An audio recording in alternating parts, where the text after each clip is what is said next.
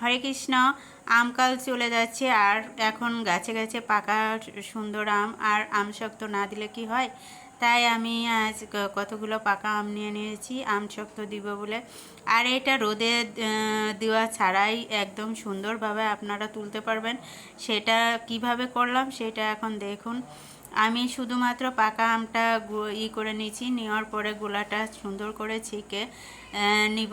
এই যে একটা নিয়ে নিয়েছি ছাঁকনি, আর সেটার ভিতরে ঢেলে এভাবেই আপনারা করে নিতে পারেন। আর দেখুন যতগুলো আঁশ ছিল এবং শক্ত দানাগুলো ছিল সেটা বের হয়ে আসছে। আর আমি একটা কড়াই বসিয়ে দিয়েছি, সেই কড়াইতে এখন আমি গুলাটা দিয়ে দিব। আর গুলা দিয়ে কিছু 100-150 গ্রাম মতন একটু চিনি দিয়ে দিব, আর কয়েকটা এলাচ থেতো করে দিয়ে দিছি।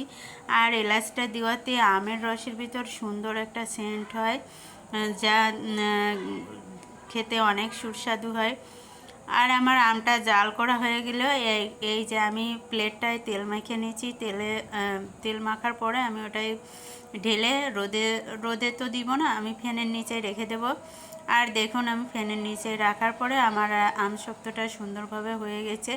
এখন আমি কেটে দেখাবো কেমন হয়েছে। আর দেখেন রোদে দেওয়া ছাড়াই কি সুন্দর একটা প্লেটে সুন্দর মতন হয়ে গেছে। আর দেখুন আমি কিভাবে কেটে নিলাম, সুন্দর মতো উঠে যাচ্ছে, কোথাও লেগে নাই, একদম পারফেক্ট হয়েছে। আর এই আমশক্ত খেতেও খুব সুস্বাদু হয়েছিল। আর দেখুন আমি একটু এলাচের দিয়েছিলাম, মাঝে মাঝে এলাচের দেখা যাচ্ছে, দেখতেও অনেক ভালো হয়েছে, একদম নরম তুলতুলে। আসলে রোদ নাই, ফ্যানের নিচেই রেখে দিয়েছিলাম, ফ্যানের নিচের থেকেই বের করে আপনাদেরকে কেটে দিলাম। এভাবে আপনারাও অনেক দিন ঘরে রেখে খেতে পারবেন। হরে কৃষ্ণ।